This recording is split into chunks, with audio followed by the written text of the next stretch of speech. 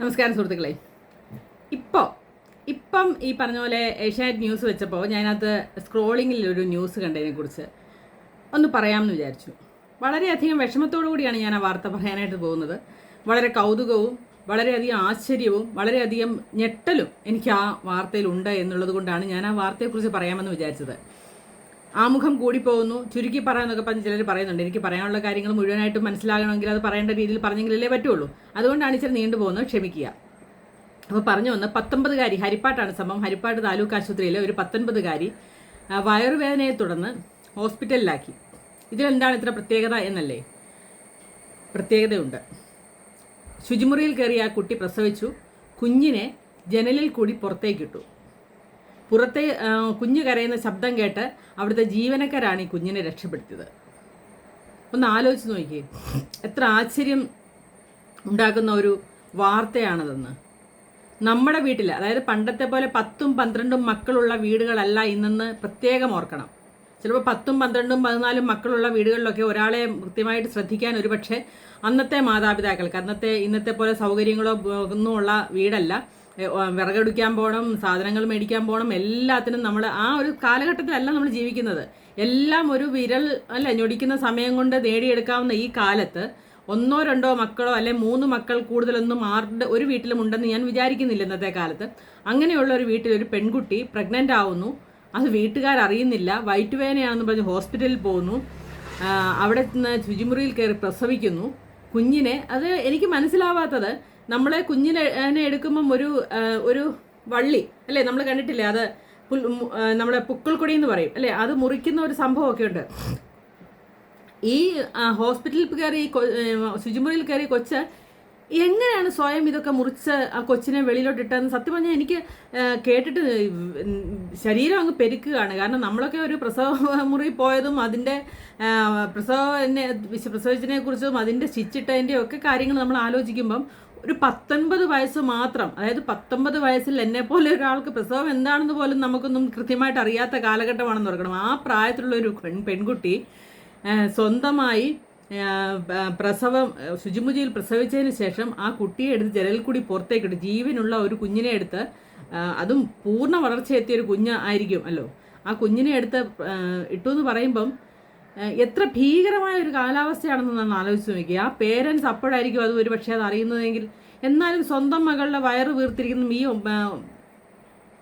വീർത്തിരിക്കുന്നത് മനസ്സിലാവാത്ത അമ്മമാരുണ്ടാവുമോ?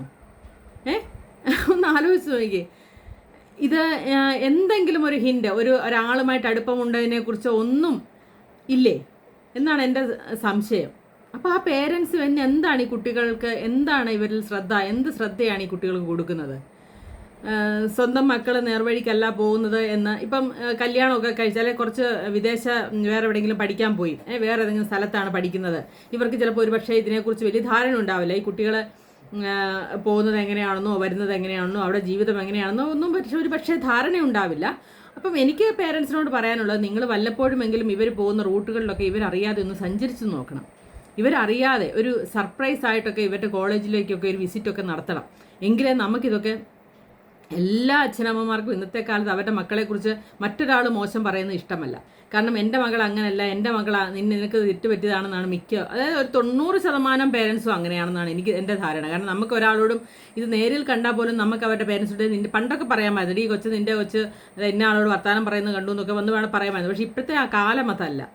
ഒരു പേരൻസും വിശ്വസിക്കത്തുമില്ല, അവർക്ക് ഇഷ്ടവുമല്ല. നമ്മൾ അവരോടൊരു വെറുപ്പ് സമ്പാദിക്കണ്ട എന്ന് വിചാരിച്ച് നമ്മളാരും അത് പറയാനും പോകുന്നില്ല. വളരെ വിചിത്രമായിട്ടാണ്. ഇന്നലെ തന്നെ കാഞ്ഞിരപ്പള്ളി റൂട്ടിൽ എനിക്ക് സഞ്ചരിക്കേണ്ടി വന്നപ്പം ഈ കുട്ടിക്കാനം അവിടെയൊക്കെ ഒരുപാട് സ്റ്റുഡൻസ് നമ്മുടെ നാട്ടിൽ നിന്നൊക്കെ പിള്ളേർ പഠിക്കുന്ന ഒരു ഏരിയയാണ്. അപ്പോൾ അവിടെ പോയാൽ എനിക്ക് കാണാൻ സാധിച്ച ഒരു കാര്യം, എല്ലാ പിള്ളേരെ ഈ അവധി കഴിഞ്ഞിട്ടൊക്കെ പോകുന്നതാണെന്ന് തോന്നുന്നു, പരീക്ഷയ്ക്കൊക്കെ പോകുന്നതായിരിക്കും ഒരു പക്ഷേ, തിങ്കളാഴ്ചയായിരുന്നല്ലോ. അപ്പോൾ പോകുന്ന എല്ലാം അവർ മിങ്കിൾ ചെയ്ത് കപ്പിളായിട്ടേ ഇരിക്കുന്നുള്ളൂ. ഒരു പെങ്കൊച്ചും അല്ലെങ്കിൽ ആങ്കൊച്ചും ഇരിക്കുന്നത് നമുക്ക് കാണാനേ സാധിക്കില്ല.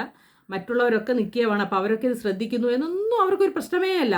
കുറേ നേരം ഈ പെങ്കൊച്ച ചെറുക്കൻ്റെ മടി കിടന്നുറങ്ങുന്നു, അത് കഴിയുമ്പോൾ കുറച്ച് നേരം ഈ പെണ്ണ് എഴുന്നേൽക്കുന്നു, ചെറുക്കൻ്റെ മടി കിടന്നുറങ്ങുന്നു, അവൻ്റെ തലയിൽ ഇങ്ങനെ മസാജ് ചെയ്ത് കൊടുക്കുന്നു.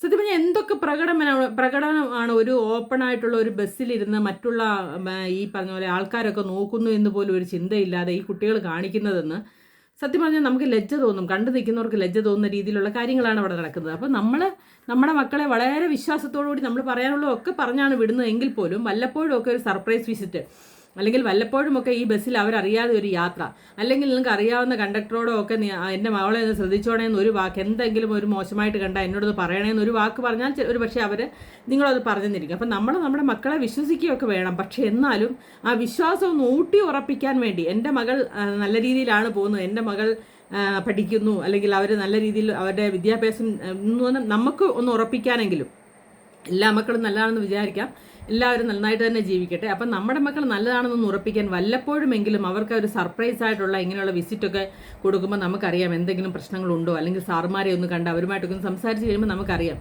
ഇതൊന്നും അറിയാത്തവരായിരിക്കും ഒരു പക്ഷേ ഇങ്ങനെയൊക്കെ സംഭവിക്കുന്നതാണ് എനിക്ക് തോന്നുന്നത്. ചിലപ്പോൾ ഒരു പക്ഷേ 19 വയസ്സുള്ള കുട്ടി വേറെ എവിടെയെങ്കിലുമൊക്കെ എന്തെങ്കിലും വിദ്യാഭ്യാസം ചെയ്യുന്ന കുട്ടിയായിരിക്കും, അതിങ്ങനെ വീട്ടിലിപ്പോൾ അവധിക്ക് വന്നപ്പോഴായിരിക്കും ഇങ്ങനെ ഒരു സംഭവമൊക്കെ ഉണ്ടായത് എന്ന് നമുക്ക് വിചാരിക്കാം. പക്ഷേങ്കിൽ എന്നാലും എനിക്കത് വളരെ ഭീതിജനകമായിട്ട് തന്നെയാണ് തോന്നിയത്. കാരണം നമ്മളിത് ആദ്യമായിട്ട് കേൾക്കുന്നൊരു വാർത്തയൊന്നും അല്ല ഇത്.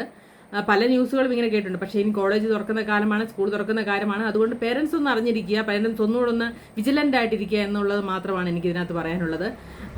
എല്ലാവരും നന്നായിട്ട് പഠിച്ച് നല്ല രീതിയിൽ എത്തണമെന്ന് തന്നെയാണ് എല്ലാ മാതാപിതാക്കളും വിചാരിക്കുന്നത്. അല്ല ഒരു കുട്ടി മോശമായി പോകണം എന്ന് വിചാരിച്ചിട്ടല്ല ഒരാളെ നമ്മൾ പഠിക്കാൻ വിടുന്നത്. അപ്പോൾ അതുകൂടെ മനസ്സിൽ ഓർക്കുക, എൻ്റെ കുട്ടി നന്നായിട്ടാണ് പോകുന്നതെന്ന് വല്ലപ്പോഴുമെങ്കിലും നമ്മൾ ഉറപ്പ് വരുത്തേണ്ടത് നമ്മുടെ ആവശ്യം കൂടിയാണ്. നാട്ടുകാർ പറഞ്ഞു അറിയുന്നതിനേക്കാളും നല്ല നേരിട്ട് അറിയുന്നതല്ലേ നല്ലത് എന്ന് പറയുന്ന പോലെ. അപ്പോൾ ഇഷ്ടപ്പെട്ടെങ്കിൽ സപ്പോർട്ട് ചെയ്യുക. നിങ്ങളുടെ കമൻറ്റ്, നിങ്ങളെ അറിഞ്ഞിട്ടുണ്ടെങ്കിൽ നിങ്ങളുടെ അഭിപ്രായം എന്താണെന്ന് രേഖപ്പെടുത്തുക. ഫോളോ ചെയ്യാൻ പറ്റുന്നവർക്ക് ഫോളോ ചെയ്യാം. നിങ്ങളുടെ കമൻറ്റ് രേഖപ്പെടുത്തുക. പിന്നെ മോശം കമൻറ്റിന് മോശം തിരിച്ച് തന്നെ കമൻറ്റ് കിട്ടും. നല്ല കമൻറ്റുകൾ, അല്ലെങ്കിൽ നല്ല സപ്പോർട്ട്, അല്ലെങ്കിൽ നല്ല രീതിയിലുള്ള വിമർശനങ്ങളും ഞാൻ അംഗീകരിക്കാൻ തയ്യാറ് തന്നെയാണ്.